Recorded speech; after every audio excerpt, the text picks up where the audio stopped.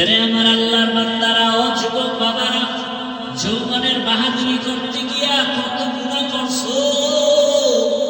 যৌবনের বাহাদুরি করতে গিয়া মনে চাইছে নামাজ পড়বা না, পড়ো নাই।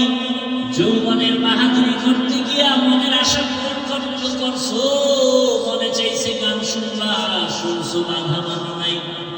যৌবনের বাহাদুরি করতে গিয়া কত গুনার প্যান্ডেলে, নারীদের নাচ গানের প্যান্ডেলে দৌড়াইছো, কারো বাধা মানো নাই। মোবাইল হাতে নিয়ে সারা রাত গুনাহ করেছিল যুবক। আবার তাকায় দেখো, সব যুবক কিন্তু খারাপ না, সব যুবক কিন্তু জাহান্নামের পথে যায় নাই।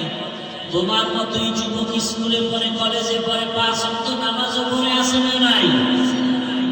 তুমি একটু চিন্তা করে বিবেকটাকে প্রশ্ন করো, তুমি পারো না কেন?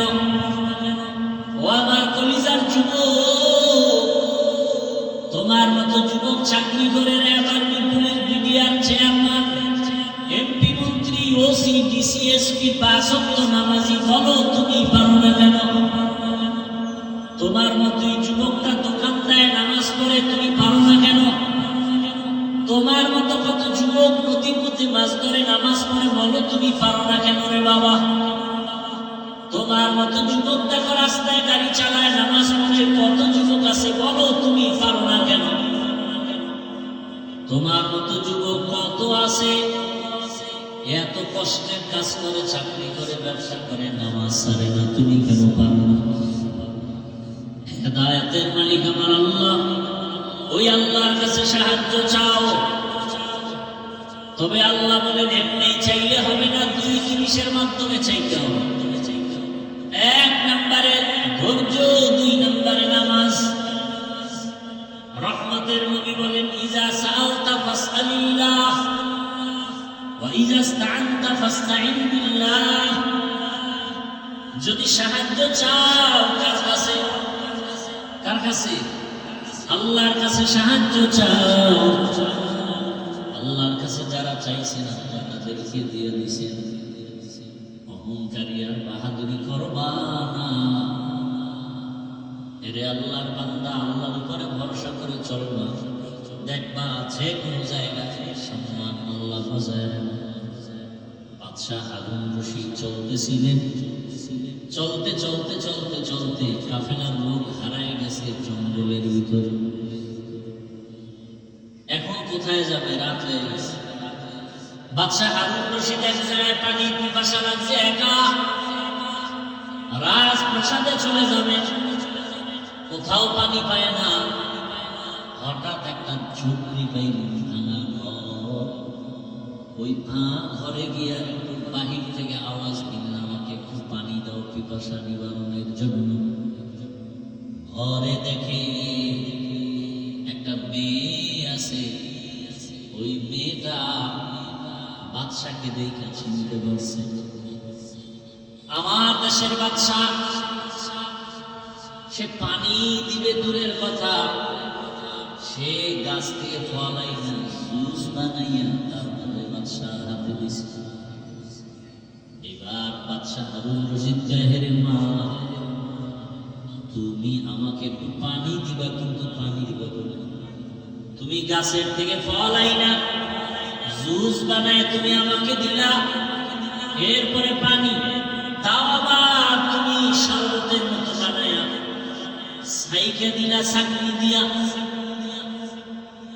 কারণ কি? আহ, মেয়েটা ডাক দিয়ে কয়, বাদশাহ আমিরুল মুমিনিন, আমি আপনাকে জানলাম, চিনলাম, সম্মান করেছি। আল্লাহর বিধান, রাসূলের বিধান, যদি একজন পথিক, সে আমার মেহমান, যদি মেহমানদারি করার মতো করতে পারি, আল্লাহ আমার মেহমানদারির ব্যবস্থা করবেন আরো সুন্দর হবে। বাদশাহ হারুন রশিদ খুশি না বেজার? মেহমানদারি শেষ, পানি চাইছে, ফলের জুস পাইছে। রাজপ্রাসাদে গিয়া, ঘরে গিয়া পরামর্শ করিয়া সিদ্ধান্ত নিলে, আমি হারুন রশিদের ছেলের জন্য এই মেয়েকে ঘরে নিয়ে আসি। আসেন, আসমান, সূর্য জমিন, চন্দ্র, পাহাড়, পর্বত, জিন, ফেরেশতা আর মানুষ, এর মধ্যে কাদেরকে বেশি ভালোবাসেন? আপনার একটু জবাব দেন। জি ভাই, মানুষকে। এজন্য মানুষের উপরে বিপদ বেশি। ওই যে মুসিবতের দ্বারা পরীক্ষা নিবেন, আর এই সব মানুষের প্রথম মানুষ আদম আলা নবিয়িনা ওয়া আলাইহিস সালাতু ওয়াস সালাম, আর তার সহধর্মী আম্মাজান হাওয়া আলাইহাস সালাম, তারাও কঠিন পরীক্ষায় ছিলেন জান্নাতের মধ্যে। ঘুরো আর খাও, ওই গাছের কাছে যাই, ঘুরো আর খাও, ওই গাছের কাছে যাইবা না। মুখ দিছি খাইতে, মনে যা চায় চাহিদা মতো খাও, ওই যে আমি নির্দিষ্ট করে দিলাম এটার কাছেও যাইব না। পরীক্ষা শুরু হয়ে গেছে, পরীক্ষায় এক পর্যায়ে ফেল। আল্লাহ ফেলের পুরস্কার বা তিরস্কার যা বলেন কি দিলেন? জান্নাতে আর থাকা যাবে না, এখন দুনিয়ার জমিনে যাবে। ওখানে আরো কঠিন পরীক্ষা। দুনিয়াতে আসছেন আদম আলাইহিস সালাম, আসছেন ভারতে, আম্মাজান হাওয়াকে আল্লাহ পাঠাইছেন আরবে। ভারতের জমিন থেকে আদম আলাইহিস সালাম পায়ে হেঁটে 1000 বার হজ করেছেন। সুবহানাল্লাহ। আসেন কয় হাজার বার? এই খুঁজা বাইর করতে তো যারা বিরোধিতা করে ঘুম হারাম হয়ে যাবে মৃত্যু পর্যন্ত। বিরোধিতা করার লোক আছে, বড় কঠিন হালাত। আদম আলাইহিস সালামের সাথে আম্মাজান হাওয়ার দুনিয়ার লাইনে আসার পরে দেখা হলো, মারিফাত হলো, পরিচয় লাভ হলো আরাফার ময়দান। কোথায়? সংসার শুরু হয়ে গেছে। রাতারাতি না, মাঝখানে অনেক সময় চলে গেছে। আল্লাহ যাকে বেশি পছন্দ করেন তাকে পরীক্ষা নিবেন মুসিবতের দ্বারা। তার প্রমাণ হাদিস থেকে দিচ্ছি। মানুষের মধ্যে মুসিবত বেশি, অন্য প্রাণীদের এত মুসিবত নাই, জিনের নাই, ফেরেশতাদের নাই, অন্যান্য প্রাণীর নাই। মুসিবত যা মানুষের। আবার দেখেন এই মানুষের ভেতরে আল্লাহ বেশি আদর করেন, মহব্বত করেন যারা ঈমানওয়ালা। দেখেন সব মানুষের তুলনায় যাদের ঈমান ভালো, আরো বেশি মুসিবত। সব ঈমানওয়ালাদের ভেতরে শ্রেষ্ঠ আল্লাহর কাছে দামি, পছন্দ, মহব্বতের নবী আম্বিয়ায়ে কেরাম। হিসাব করে দেখেন, বয়ান কায়ান আপনারা যা শুনেন জানেন, নবীদের উপরে মুসিবত কম না বেশি? এই যে কোরবানি গেল কয়েকদিন আগে, কত বড় মুসিবত, পরীক্ষা আল্লাহর পক্ষ থেকে যে সন্তানকে ছুরি দিয়া জবাই করে। কি হবে না হবে জানি না। ইব্রাহিম নবী প্রশ্নটা বিপরীত কোনো কিছু জানতেও চাইলেন, ছুরি নিয়ে রেডি সন্তানকে জবাই করার জন্য। আল্লাহ পাক বলেন, আমি মুসিবতে পরীক্ষা দিয়া ধৈর্যের পরীক্ষা নিব। পাস করতে হলে এই পরীক্ষায় ধৈর্য লাগবে, না হয় পাস করা যাবে না। নবীদের পরে আল্লাহর কাছে প্রিয় ক্রমান্বয়ে সাহাবায়ে কেরাম। মুসিবত বেশি, পরীক্ষা। আবার সব নবীদের শ্রেষ্ঠ নবী রহমাতুল লিল, তার উপরে কঠিন পরীক্ষা, কঠিন। যে নবীজির কোন গুনাহ, কি গুনাহ আছে আপনাদের জানা আছে?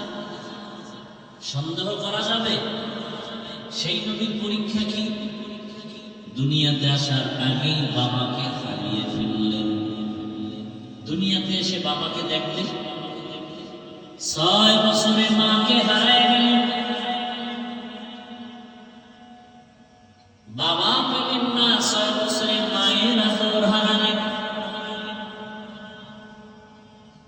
এমন মায়ের নবী আসছেন এমন একটা জায়গা, যে জায়গাটার পরিবেশ বড় না পাক, মক্কার জমিনের মানুষ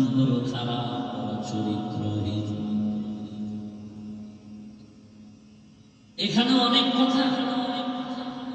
আল্লাহর ঘর মসজিদ যেখানে থাকে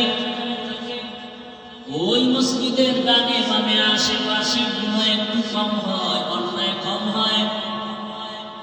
আশেপাশের মানুষের অন্যায় কম করে। কারণটা কি? কারণ আল্লাহর ঘর একটু দূরে কেউ গান বাজাইলেও মসজিদের পাশে এসে সাউন্ড কমায় দেয়। কথা ঠিক নেই? মানুষ গালি দেয়, মানুষ খারাপ বলে, বেটা অন্যায় করো কোনো মসজিদের পাশে কেন? কিন্তু উল্টা হয়ে গেল বাইতুল্লাহ। যেই বাইতুল্লাহর পাশের মানুষ সারা দুনিয়ার তুলনায় এত খারাপ, ইতিহাস প্রমাণ করে ওদের মতো খারাপ জমিনে আর কোথাও কোনো মানুষ ছিল না। কত খারাপ! নারী আর পুরুষ উলঙ্গ হয়ে বাইতুল্লাহ একসাথে তাওয়াফ করে। বাবা হইয়া তার কন্যা সন্তান হলেই লজ্জায় কন্যাকে নিজ হাতে মেরে ফেলে। নারীদেরকে পছন্দ করে না, এতটাই তারা জাহেল, মূর্খ, বর্বর। আল্লাহর ঘর বাইতুল্লাহ এমন একটা দামি ঘর, যেই বাইতুল্লাহর দিকে তাকায়া থাকলে, শুধু তাকায়া থাকবে, তাতেই সওয়াব। সুবহানাল্লাহ। আসেন একবার সুবহানাল্লাহ বলবেন, সাথে সাথে জান্নাতে একটা ফলের গাছ হয়ে যাবে।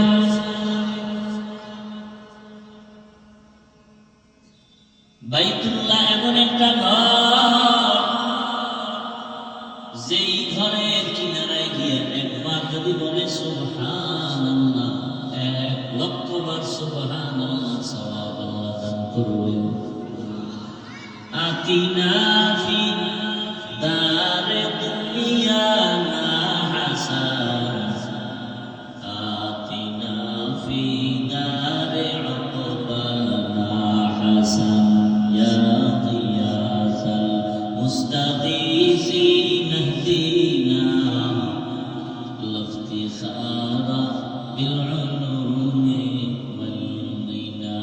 হর গরিতে নেক তু তৈয়ার হে, जो न मांगे उससे तू बेजार है।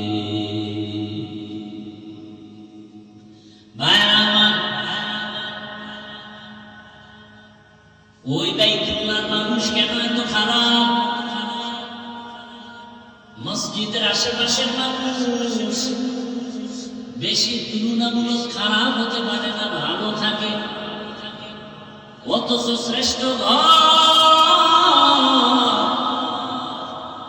যেই ঘরের মর্যাদা নিয়ে আল্লাহ কোরআনে বলেন, ইন্না আউয়ালা বাইতিন উযিআ লিন-নাস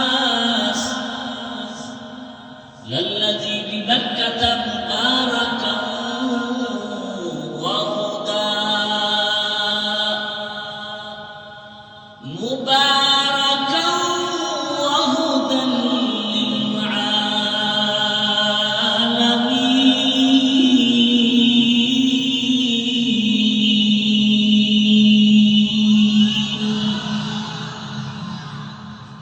পৃথিবী নামক গ্রহ আল্লাহ বানাইয়া মাত্র দুনিয়ার এই জমিনটা বানানোর শুরু অল্প, এর মাঝে আল্লাহ জমিনটা কোন রকম বানাইয়া প্রথমে ঘর বানালেন বাইতুল্লাহ। যেই ঘরের এরিয়ার মধ্যে গিয়া একটা সিজদা যদি দেয়, এক সিজদা ও সিজদার সওয়াব আল্লাহ দান করেন। একবার যদি সেখানে বসে কেউ আল্লাহ বলে ডাক দেয়, এক ডাকে 1,00,000 বার ডাকের সওয়াব। কিন্তু কঠিন প্রশ্ন, ওই বাইতুল্লাহর পাশের মানুষ এত চরিত্রহীন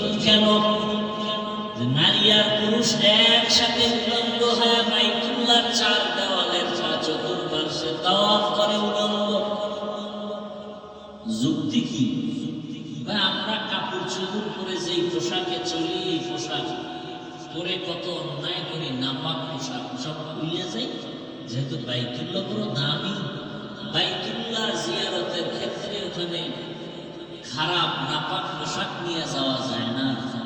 এই জন্য খুইলা উলাঙ্গ যাইতেছে বাইতুল্লাহর পাশে। কেমন মেধা!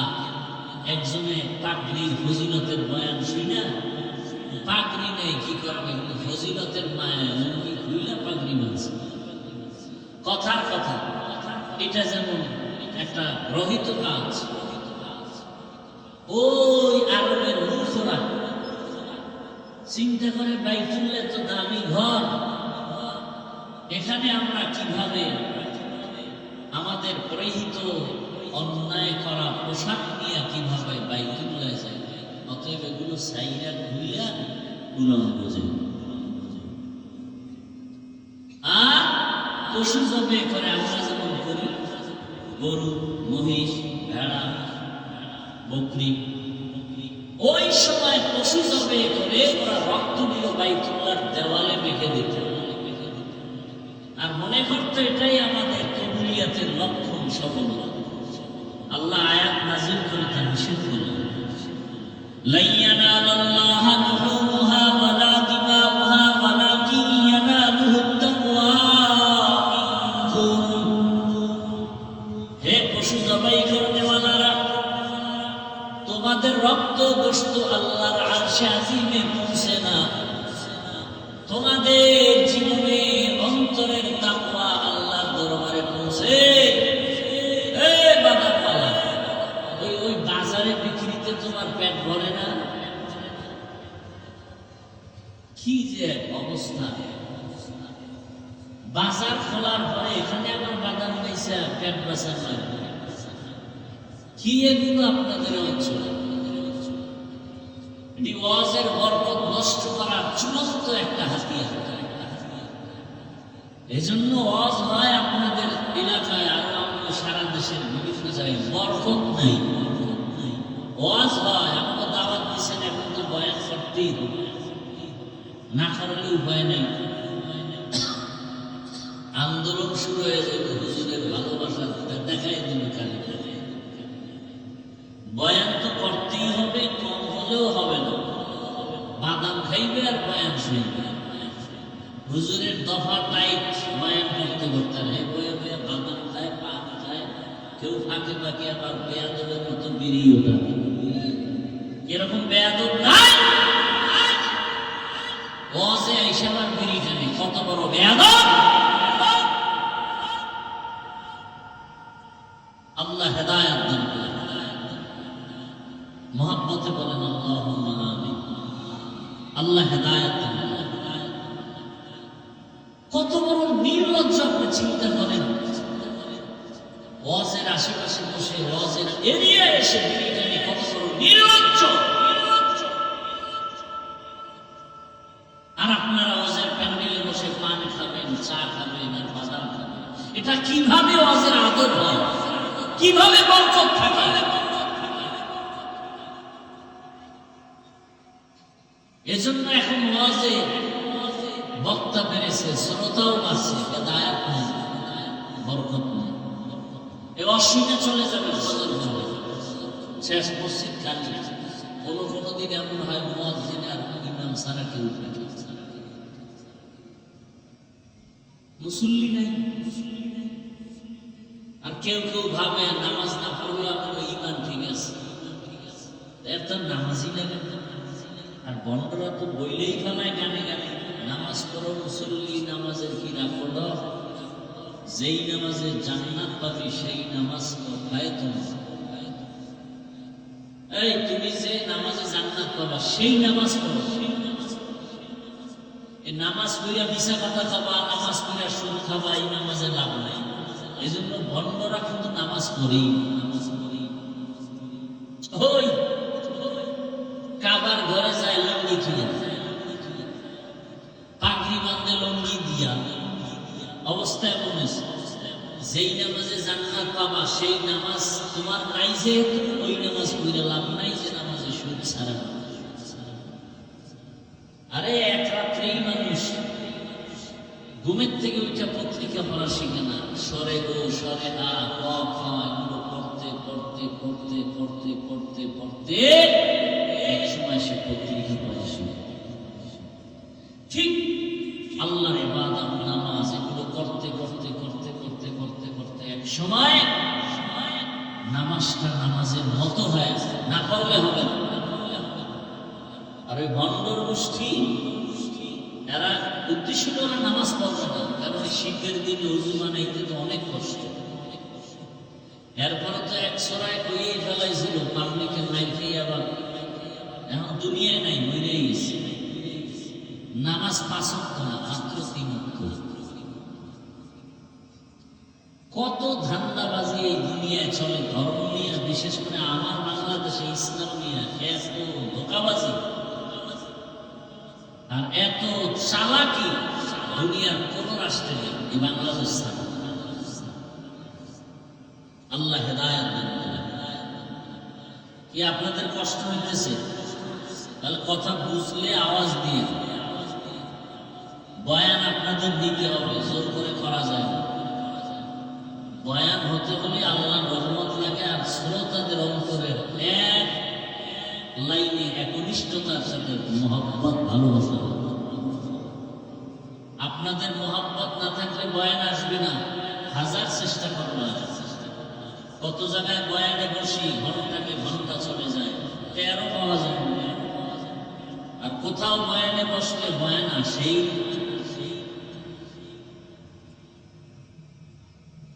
আল্লাহ মাহফিল শেষ দোয়া পর্যন্ত কবুল করে। আল্লাহ তো বাইতুল্লাহর পাশের মানুষগুলো এতটা চরিত্রহীন, বাবা হইয়া কন্যাদেরকে এতটা পছন্দ করে যে আসলেই বাবা লজ্জায় বাজারে যায় না। একজন আল্লাহর বান্দার ইতিহাস তো স্পষ্ট হাদিসে আছে, নিজের কন্যা নিজ হাতে হত্যা করেছে। একটা না, দুইটা না, 100 কন্যা হত্যা করেছে। বড় কঠিন হালাত। নারীদের পছন্দ করে না, বিধবাদের পছন্দ করে না। কথা কোন দিক থেকে টানছিলাম? কথা বলতেছে স্টেজ পর্যন্ত কথা আওয়াজ আসে। এত আকল জ্ঞান আছে কিছু?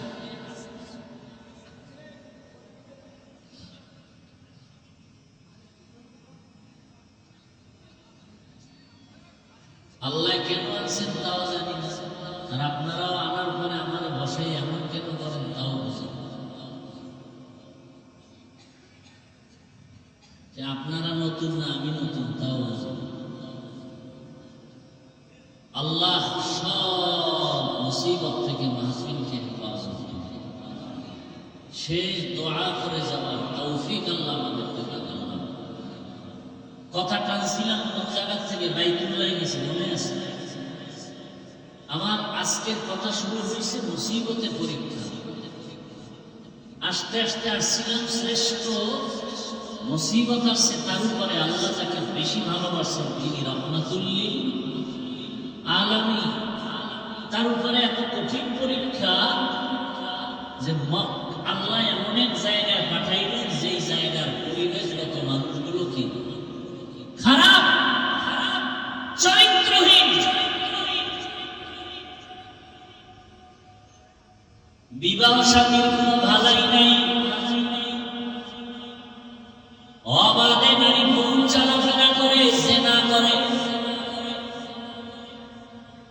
বাইতুল্লাহর মতো জায়গায় এমন হালাত। আল্লাহ রাসূলকে আল্লাহ সেখানে পাঠাইলেন। দীর্ঘ 40 বছর পর্যন্ত রাসূল কোন দাওয়াতের কাজ করেন নাই।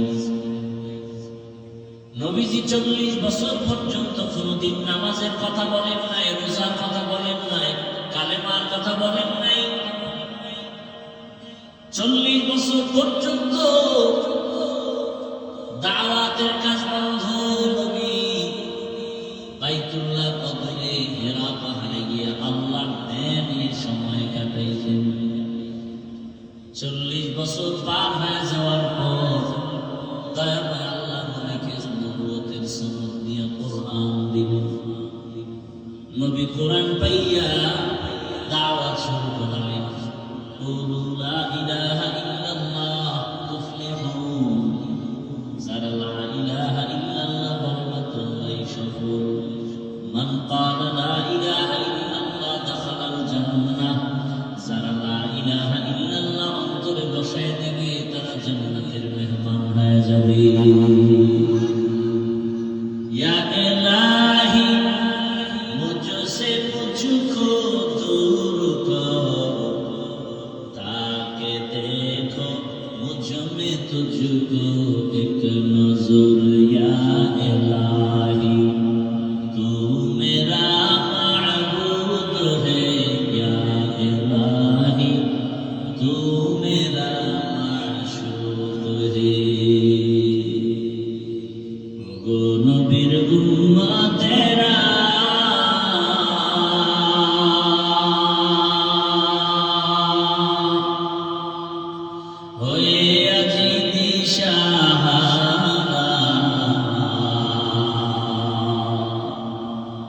কোরআন হাদিসের চলো যখন যাহা চাই মনে,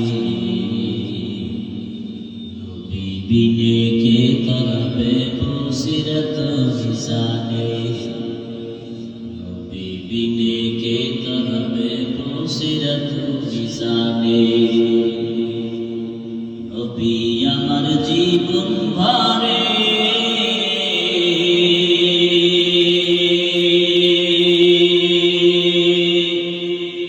দিনের লাগি কষ্ট করে।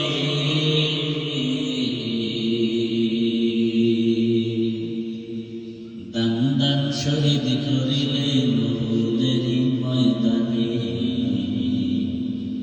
নবী বিনে কে দাঁড়াবে বসিরত মিজানে। নবী বিনে কে দাঁড়াবে বসিরত মিজানে। এরে নবীরা আছেন, এরে আমার যুবক বাবারা, বৃদ্ধ বাবাজি, পর্দার আড়ালের মা বোনেরা, আল্লাহ যাকে বেশি ভালোবাসেন তাকে মুসিবতের পরীক্ষা নেন। দুনিয়াতে যত মানুষ, তত নবীর উম্মত আছে, সব থেকে দামি উম্মত কারা জানেননি? একমাত্র আখিরি নবীর উম্মতেরা শ্রেষ্ঠ। আখিরি নবীর উম্মতেরা শ্রেষ্ঠ, এদের উপরে মুসিবত বেশি অন্য নবীর উম্মতের তুলনায়। আবার পরীক্ষার শেষ একটা সূত্র হলো, যার ঈমান যত মজবুত তার পরীক্ষা তত কঠিন। আল্লাহ রাস্তায় যত আগাবেন তত আপনার উপরে মুসিবত আসবে। কি মুসিবত? আল্লাহ ভিন্ন আয়াতে বলেন 5টা জিনিসের দ্বারা তোমাদের উপরে মুসিবত আসবে, পরীক্ষা আসবে। ওয়ালানাবলুওয়ান্নাকুম বিশাইইন মিনাল খাউফি ওয়াল জু'i ওয়া নাকসিন মিনাল আমওয়ালি ওয়াল আনফুসি ওয়াস সামারাত। এক নম্বরে ভয়ের মাধ্যমে পরীক্ষা হবে তোমার উপরে, ক্ষুধার মাধ্যমে পরীক্ষা, সম্পদের ঘাটতি, জীবনের ঘাটতি, ফলের ঘাটতির মাধ্যমে পরীক্ষা হবে তোমাদের উপরে। এই পরীক্ষাগুলো কোনো বেঈমানের উপরে নাই, সব যারা মুমিন তাদের উপরে। আল্লাহ কয় ভয় নাই, সুসংবাদ তাদের জন্য যারা ধৈর্য ধারণ করবে। ওয়াবাশশিরিস সাবিরিন, ধৈর্য ধারণকারীদের জন্য সুসংবাদ। কি সুসংবাদ? ইন্নাল্লাহা মা'আস সাবিরিন, এ ধৈর্য ধারণকারীরা আমি আল্লাহ তোমার হয়ে যাব। আল্লাহ যদি আমার হয় কোনো ভয় আছে? আর আল্লাহ যদি না থাকে, রেবেও শান্তি দিতে পারে না, সিকিউরিটি দিয়ে রাখতে পারে।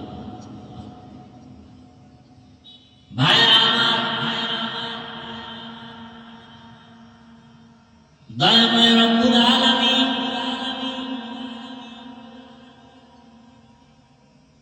পাঁচটা জিনিসের দ্বারা পরীক্ষা নেবেন ধৈর্যের মাধ্যমে।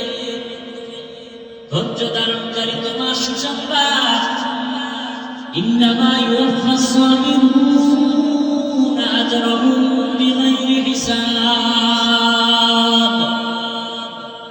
ধৈর্য ধারণকারীরা তোমরা সুসংবাদ দাও, পরকালে আমি আল্লাহ তোমাদের বিনা হিসাবে জান্নাত দিয়া দিব। জান্নাত চাইনি, হে আল্লাহর বান্দারা, জান্নাত চাইনি হিসাব দিয়া না হিসাব ছাড়া। আল্লাহ কবুল করুন। বেহেশত আযা কে আযাবে নবাশো সেরা কাছে গায়ে নবাশো। আল্লাহ তাআলা পরীক্ষা করেন যাকে বেশি ভালোবাসেন। এবার আপনারা আমাকে একটু জবাব দেন, আল্লাহ কি নামাজিকে বেশি ভালোবাসেন না বেনামাজিকে ভালোবাসেন? অতএব নামাজির উপরে মুসিবত বেশি আনবে। নবীজি অন্য এক হাদিসে বলেন, আদ-দুনিয়া সিজনুল মুমিন ওয়া জান্নাতুল কাফির। দুনিয়াটা মুমিনদের জন্য জেলখানা, জাহান্নামের মতো, বেঈমানের জন্য বালাখানা, জান্নাতের মতো শান্তি। দুনিয়াটা মুমিনের জন্য মুসিবতের ঘর, বেঈমানের জন্য আরামের ঘর। যত শান্তি বেঈমানেরা দুনিয়ায় পাবে, পরকালে কিছুই নেই। আর মুমিন যারা ঈমানওয়ালা, এদের জন্য দুনিয়ায় কষ্ট, পরকালে বিনিময়ে শান্তির ঠিকানা জান্নাত। বেঈমান জান্নাত পাবে না। আল্লাহ তাআলা পরীক্ষা করবেন তাকে বেশি ভালোবাসেন তাকে।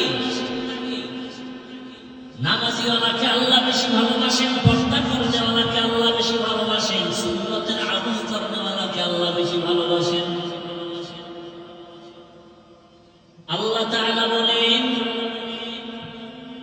ইয়া আইয়ুহাল্লাযীনা আমানু ইসতাঈনু বিস-সাবরি ওয়াস-সালাহ। ও মুমিন, ধৈর্য ধারণ করতে পারো না, ভালোবাসার স্কেলেও যেতে পারো না। তুমি যদি জান্নাত পেতে চাও, আল্লাহর পরীক্ষায় পাশ করতে হবে। পাশ করতে হলে ধৈর্য ধারণ করা লাগবে। তবে ধৈর্যের জন্য তুমি যদি সাহায্য না পাও, চলবে না।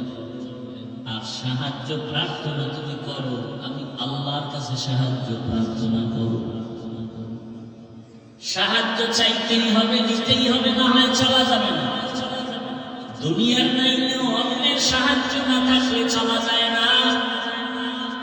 আখিরাতের নাইলেও অন্যের সহযোগিতা, সাহায্য না থাকলে চলা যায় না।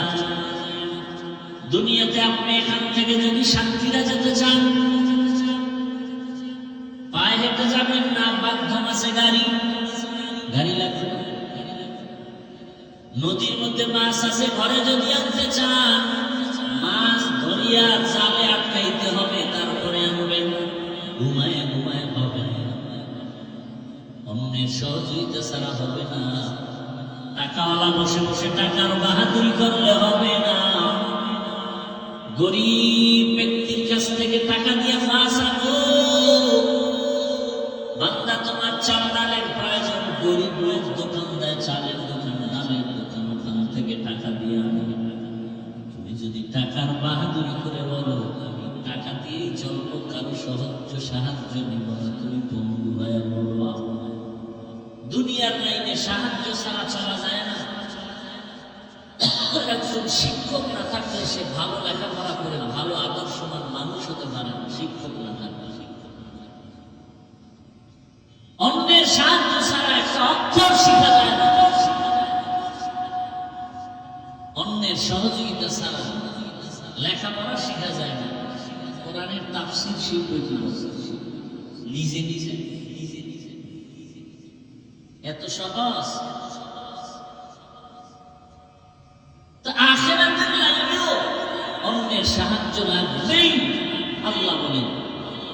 সাহায্য চাও এমন একজনের কাছে যার মধ্যে কোনো অভাব নাই। কারণ অভাবীর কাছে যদি সাহায্য চাও, সে তার অভাব পূরণ করতে গিয়ে তোমার চাহিদা পূরণ করতে পারবে। জমিনে তাকায় দেখলাম এমন একটা মানুষ নাই যার অভাব নাই। দুনিয়াতে যত টাকাওয়ালা দেখে ওদের অভাব, যত টাকা বেশি তাদের অভাব তত বেশি। কিন্তু একজন খুঁজে বের করে যার অভাব নাই, তিনি আমার আল্লাহ। আল্লাহ বলেন, ইয়া আইয়ুহান নাস আনতুমুল ফুকারা ইলাল্লাহ ওয়াল্লাহু হুয়াল গানিয়্যুল হামিদ।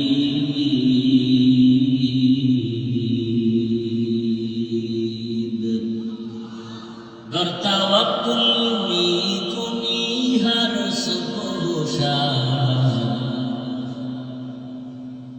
गर तवक्कुल में कुनी हर सुबह मेरा सा नजर से तू अज़ला मकाम जुज़बा हक़ची से मखा अज़ इंसुजा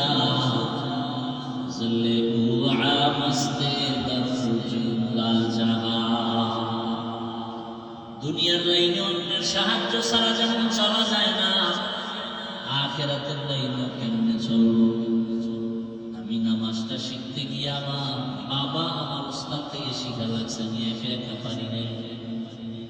আমার উস্তাদ আবার আরেকজন আলেম থেকে শিখছেন। এভাবে শিখতে শিখতে সাহাবাদের থেকে রাহমাতুল লিল আলামিন নবীজি বলেন, সাল্লু রাআইতুমুনি উসাল্লি, নামাজ আদায় করো হে সাহাবায়ে কেরাম, আমাকে যেমন আদায় করতে দেখো।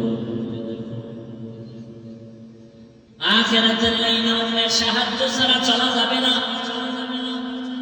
জান্নাতের পথে যদি আগাইতে চান, ওই পথ বড় কঠিন। দুনিয়ার লাইন পাড়ায় জান্নাতে যেতে হবে। জান্নাতে যাওয়ার জন্য দুনিয়ার পথ পাড়াইতে গিয়ে মুসিবত। দুনিয়ার পরিবেশটা ভালো না। ডানে তাকাইলে গুনাহ, বামে তাকাইলে গুনাহ, সামনে তাকাইলে গুনাহ, পেছনে তাকাইলে গুনাহ, ঘরের বাহিরে গুনাহ, ভেতরে গুনাহ। এখন তো অটো গুনাহ, নিজের হাতের মোবাইলের দ্বারা গুনাহ আর গুনাহ চলে। মোবাইলে সারাদিন রাত্র যা দেখি, নামাজের মধ্যে তা সারা রাত মোবাইলে কাটায় দেয়।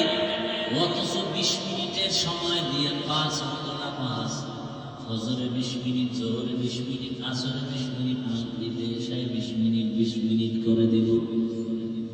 বান্দা রাতকে রাত মোবাইল চালায় সময় পায়। 4 রাকাত ফরজ নামাজ, সুন্নাত নামাজ ফজরে পড়ার সময় পায় না। কি ঘন্টাকে ঘন্টা মোবাইল চালায়, সেখানে সময়ের কোনো কোর্সেন নাই, ঘুমের ডিস্টার্বের কোনো কোর্সেন নাই। কিন্তু 20 মিনিট সময় ব্যয় করে 4 রাকাত ফজরের নামাজ পড়বে, সেখানে সময় নাই। আছে না নাই? গল্পে গল্পে সময় কাটায়, জোহরের 10 রাকাত পড়তে সময় নাই। দোকানে, চাকরির, অফিসে কত আড্ডা দিয়ে সময় কাটায়। আসরের 4 রাকাত নামাজ, মাগরিবের 5 রাকাত নামাজে সময় নাই। ও বান্দা, তুমি এটা পারবা না। সাহায্য নিতে হবে আমি আল্লাহর। কারণ দুনিয়ার সবাই অভাবী, একমাত্র অভাব নাই কার? আল্লাহ বলেন দুনিয়ার সবাই ফকির, একমাত্র আমি আল্লাহ ধনী। আর আমি এমন ধনী, আমার প্রশংসার শেষ নাই। দুনিয়ার সব ধনীদের বদনাম আছে, আল্লাহর কোনো। দুনিয়ার ধনীরা দেয় দেয় বলে দেয় না, আবার দিতে গিয়েও তাও পুরোপুরি দেয় না। আবার যাও দেয়, তা আবার খোকা দিয়া ঝাল মিটায় দেয়।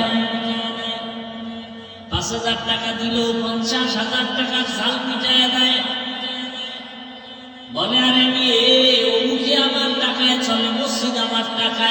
ওয়াজ মাহফিল আমার টাকায়। এইভাবে করে করে আবার জাল মিটাইয়া দেয়। আল্লাহ কয় আমি কারো খোটাও দেই না, এবং আমি আল্লাহ দিব দিব বলে দরজা বন্ধ করি না। وَإِذَا سَأَلَكَ عِبَادِي عَنِّي فَإِنِّي قَرِيبٌ أُجِيبُ دَعْوَةَ الدَّاعِ إِذَا دَعَانِ فَلْيَسْتَجِيبُوا لِي وَلْيُؤْمِنُوا بِي لَعَلَّهُمْ يَرْشُدُونَ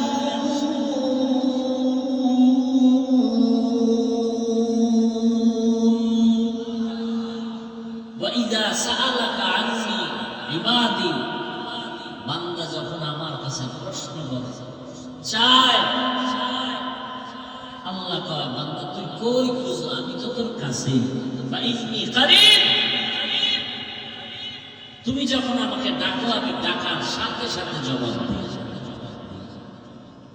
অতি গভীর হয় রজনী যখন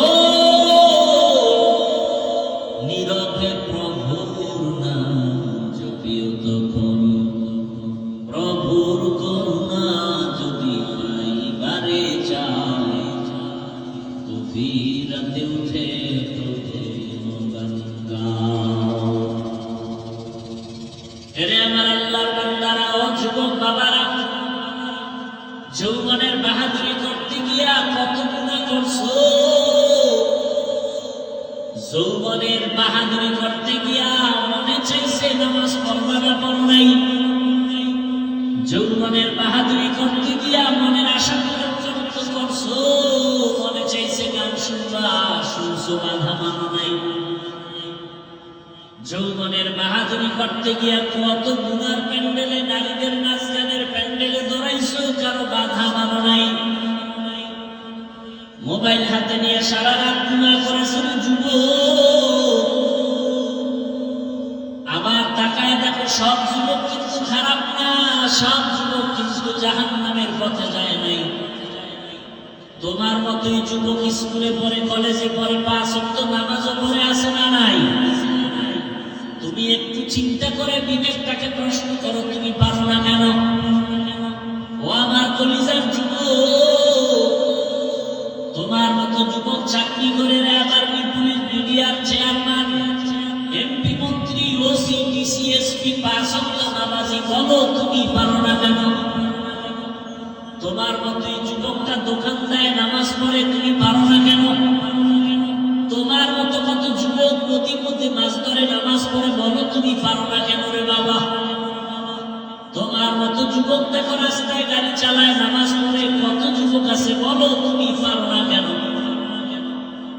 তোমার মতো যুবক কত আছে, এত কষ্টের কাজ করে, চাকরি করে, ব্যবসা করে, নামাজ ছাড়ে না, তুমি কেন পারো না? হেদায়েতের মালিক আমার আল্লাহ, ওই আল্লাহর কাছে সাহায্য চাও।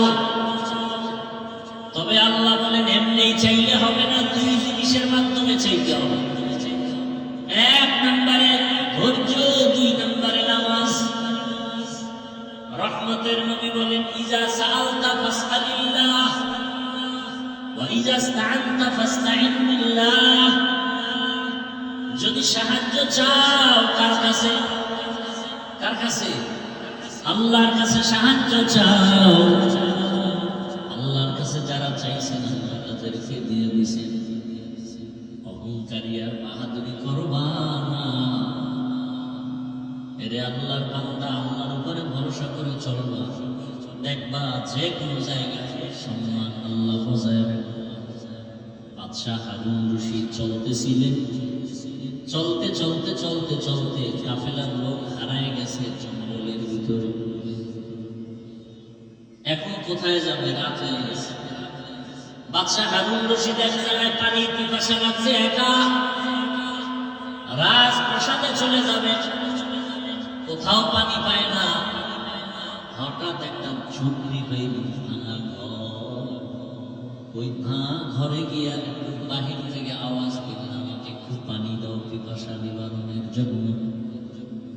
ঘরে দেখে একটা মেয়ে আছে, ওই মেয়েটা বাদশাকে দেখে চিনতে পারছে আমার দেশের বাদশা। সে পানি দিবে দূরের কথা, সে গাছ দিয়ে ফলাই না, জুস বানাইয়া তারপরে বাদশার হাতে দিছে। এবার বাদশা হারুন রশিদ কাহেরে মা, তুমি আমাকে একটু পানি দিবা, কিন্তু পানির বদলে তুমি গাছের থেকে ফলাই না, জুস বানায় তুমি আমাকে দিলা, এরপরে পানি তাও আবার তুমি শরবতের মতো বানায়া সাইকা দিলা, চাকরি দিয়া। কারণ কি? মেয়েটা নাক দিয়ে কয়, বাদশাহ আমিরুল মুমিনিন, আমি আপনাকে জানলাম, চিনলাম, সম্মান করেছি। আল্লাহর বিধান, রাসূলের বিধান, যদি একজন পথিক সে আমার মেহমান, যদি মেহমানদারি করার মতো করতে পারি, আল্লাহ আমার মেহমানদারির ব্যবস্থা করবেন আরো সুন্দরভাবে। বাদশাহ হারুন রশিদ খুশি না বেজার? মেহমানদারি শেষ, পানি চাইছে, ফলের জুস পাইছে। রাজপ্রাসাদে গিয়া, ঘরে গিয়া পরামর্শ করিয়া সিদ্ধান্ত নিলে, আমি হারুন রশিদের ছেলের জন্য এই মেয়েকে ঘরে নিয়ে আসি। যেমন কথা এই হারুন রশিদের স্ত্রীর নাম জানেননি? জানেন না? হ্যাঁ, কি? জুবায়দা খাতুন। যেই জুবায়দা খাতুনের নামে আজ মক্কার পাশে আছে নহরে জুবায়দা, পানির নহর কেটে কেটে মানুষের হাজিদের পানির ব্যবস্থা করেছিল বহু দূরে দিয়ে নিয়া। ইন্তেকালের পর আমি কিতাব দেখলাম, স্বপ্নের মধ্যে একজনকে দেখানো হলো, তার আপন এক আত্মীয় জিজ্ঞাসা করে, জুবায়দা কবরে আপনার কি হালাত? জুবায়দাকে আল্লাহ আমাকে মাফ করে দিয়েছেন। কি বলবেন, নাউজুবিল্লাহ না সুবহানাল্লাহ? তো আত্মীয় বলতেছে, আপনাকে আল্লাহ মাফ করছেন, কারণ কি? আপনি তো বিশাল কাজ করছেন। কি কাজ? আপনি যে পিপাসার্থ মানুষের জন্য বাইতুল্লাহর পাশে নহর কেটে কেটে পানির ব্যবস্থা করছেন। না, আল্লাহ আমাকে এই ব্যবস্থায় মাফ করেছে। তাহলে বলে, আমি তো আশায় ছিলাম এই কারণে আল্লাহ আমাকে মাফ করে দিবেন, কিন্তু দুঃখ, যখন আমার এই কথা জানতে পারলাম, আল্লাহর আদালতে আমার এটার দ্বারা মাফ হবে না। কারণ আল্লাহ বললেন, ও জুবায়দা, তুমি যেই নহর কাটছো এটা তোমার রাজকীয় সম্পদ। তুমি যদি টাকা না পাইতা, টাকা না থাকতো, তাহলে তুমি নহর কাটতে পারতা না, অনেক টাকা লাগছে। এবার জুবায়দাকে আমি নিরাশ হয়ে গেলাম। আল্লাহ কত দয়া মায়া রহমান, কত শীত দয়ালু রহিম আমার আল্লাহ। এই মা বোনেরা আসেনি? মা বোনেরা ভালো করে শুনেন। বাদশা হারুন রশিদের স্ত্রী বিবি জুবায়দা খাতুন অনেক দামি আল্লাহর বান্দি, যার ঘরে প্রতিদিন 100 মহিলা কাজ করত, সবাই কোরআনের হাফেজা।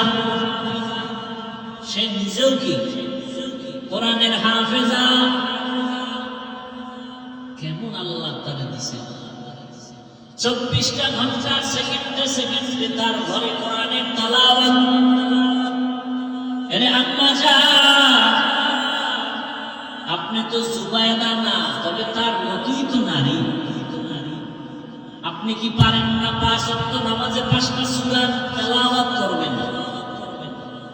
ফজরের নামাজের পরে পড়বেন ইয়াসিন ওয়াল কুরআনিল হাকীম।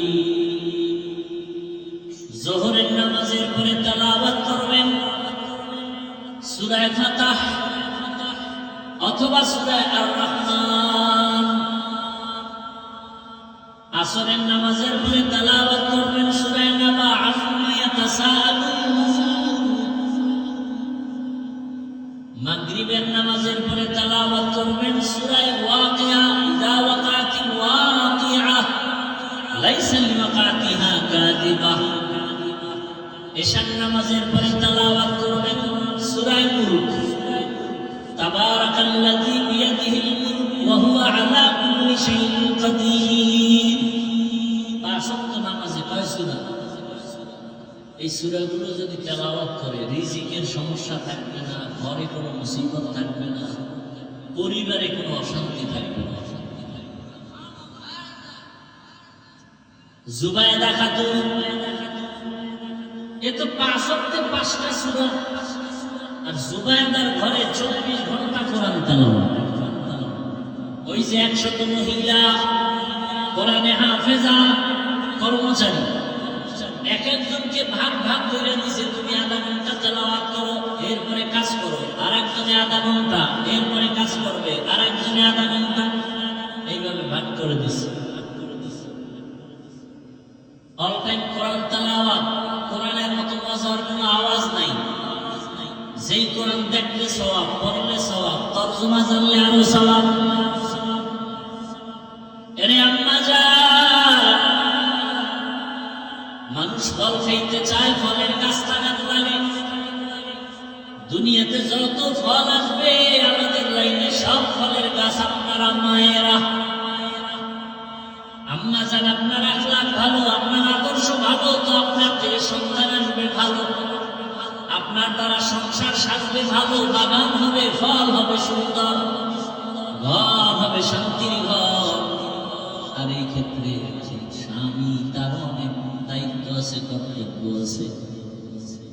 একজন স্বামী তার স্ত্রীকে ইবাদত করতে সুযোগ দিতে হবে, শুধু কাজ আর কাজের চাহিদা করলে হবে না। বাহিরে যেন মায়ের কষ্ট করতে না হয়, পুরুষ তা সামাল দিবে, কমপ্লিট করবে, মহিলা ঘরে বসে ইবাদত করবে, স্বামীর জন্য দোয়া করবে। মহিলাদেরকে ভারী কাজ করতেই তো আল্লাহ পছন্দ করেন না, কারণে তাদেরকে আল্লাহ নরম শরীর দিয়ে বানাইছেন। আরে আম্মা জানেরা, জুবায়দা খাতুন নিরাশ হয়ে গেল, নহর কাটছি, ওটা আল্লাহর কাছে পছন্দ হয় নাই। জুবায়দা খাতুন কয়, আমি তো নিরাশ হয়ে গেলাম, আমার তো কবরে কি উপায় হবে? আম্মা জানেরা খেয়াল করে শুনেন। এবার জুবায়দা বলে, আল্লাহ আমাকে বলে, জুবায়দা তোমার আর একটা ছোট আমল আমার কাছে আছে, আমার কাছে ওটা বড় পছন্দ হয়েছে, ওই শুনে তোমাকে মাফ করে দিলাম। কি আমলটা শুনবেন? বিশেষ করে মা বোনদেরকে বলছি, আপনারাও মাদেরকে এটা শোনাবেন, আপনারাও আমলটা করবেন। আল্লাহ কয়, জুবায়দা তোমার একটা ছোট আমল আমার কাছে পছন্দ হয়েছে। কি? তুমি খানা খাইতে বসছো, খানা খাইতে বসার পরে খানার লোকমাটা মুখে দিবা, ঠিক মুখে দেওয়ার আগেই আজানের শব্দ শুরু হয়ে গেছে। তুমি লোকমাটা মুখের কাছে নিয়েও দেও নাই, লোকমাটা রেখে আজানের সম্মান বজায় রাখতে গিয়ে তুমি মাথার দুপাট্টা টেনে দিয়েছ। মহিলারা কিন্তু এটা করে, আজান অনেক মহিলারা দুনিয়াদার যে নিয়মিত আজানের সময় গান চালায়, তুমি দুপাট্টা টেনে দিয়েছ। আজান তো আমার শব্দ, আল্লাহু আকবার, আমার নামকে তুমি সম্মানের নজরে দেখছো, আমিও আমার কাছে এটা ভালো লাগছে, আমি এই বরকতে তোমাকে মাফ করে দেব। আর আজানের সময় দোকানপাটে গান চলে, টেলিভিশন চলে, ওয়াজের মাইক বন্ধ করো। আজানের সময় যে এত আকাম চলে, এগুলো বন্ধের কোনো চিন্তা নেই।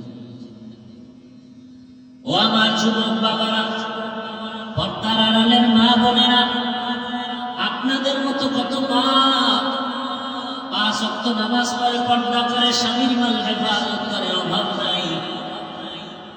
আমার যুবক বাবারা, অনুরোধ করি তওবা করে নাও। বৃদ্ধ বাবাজি, আপনাদের মতো কত বুড়ারা নামাজ পড়ে মসজিদে যায়, আপনারা পারেন না কেন? আপনার ঘর কেন সুন্দর না? আপনার স্ত্রী কেন পর্দা করে না? আপনি কেন পর্দায় রাখেন না? আপনি পর্দা করেন না কেন? আপনি তো একজন ঘরের দায়িত্বশীল গার্ডিয়ান। আপনাকেও দায়িত্ব বজায় রেখে একটা সন্তানকে আপনি ডাক্তার বানাবেন, ইঞ্জিনিয়ার বানাবেন। সেই পরিবেশটা ঘরের মধ্যে সাজায় দেন। ডাক্তার বলেও যেন কোরআন তেলাওয়াত করে। কোরআন তেলাওয়াত করেওয়ালা ডাক্তারের অভাব নাই। কোরআন তেলাওয়াতকারী নামাজি ইঞ্জিনিয়ারের অভাব নাই। অতএব পেছনের গুনাহ থেকে তওবা করেন হে যুবক। আল্লাহর কাছে মনে মনে বলেন, হে আল্লাহ, তোমার কাছে সাহায্য চাই। আজকে থেকে ধৈর্যের মাধ্যমে নামাজ আদায় করবো, আর নামাজ ছাড়বো না, বেপরদায় চলবো না, দাড়ি কাটবো না, মা বাবার সাথে বেয়াদবি করবো না। ওলামায়ে কেরামের দোয়া নিয়ে, মা বাবার দোয়া নিয়ে, শিক্ষকের দোয়া নিয়ে চলবো। গুনাহ থেকে বেঁচে থাকবো। জীবনে তো কম গুনাহ করি নাই। মনে মনে আল্লাহকে বলেন আর তওবা করেন, জীবনে তো গুনাহ কম করি নাই, দাড়ি কম কাটি নাই, নামাজ কম বাদ দেই নাই, বেপরদায় কম চলি নাই। ও আল্লাহ, আজকে থেকে তওবা করলাম, নামাজ ছাড়বো না, বেপরদায় চলবো না, মা বাবাকে কষ্ট দিব না। মুরব্বীদের দোয়া নিয়ে, ওলামায়ে কেরামের দোয়া নিয়ে চলবো। ও আমার যুবক, অনুরোধ করে বলছি, তোমার জীবনটাকে সাজাইতে হলে চরিত্রহীন বখাটে বন্ধু ছেড়ে দাও, এবং তোমার মুরব্বীদের সাথে বেয়াদবি করবা না, মা বাবার দোয়া নিয়ে চলবা। যদি জীবনটাকে সুন্দরভাবে সাজাইতে চাও, সময়ের কদর করো, গুনাহের থেকে নিজেকে বাঁচাও। বিশেষ করে মোবাইল থেকে নিজেকে দূরে রাখো, দেখবা চরিত্র সুন্দর হয়ে যাবে। না হয় এক মোবাইলে তোমার দুনিয়ার জীবন নষ্ট, আখিরাত নষ্ট হয়ে যাবে। আল্লাহর কাছে খাঁটি অন্তরে তওবা করার যাদের নিয়ত আছে, দুটো হাত আল্লাহকে দেখায়া দেই। আল্লাহ, হাতগুলো কবুল করে নেন, তওবা কবুল করে নেন। তওবার উপরে মজবুত হইয়া চলার তৌফিক আমাদের দান করেন। আমিন। আলহামদুলিল্লাহি রাব্বিল আলামিন।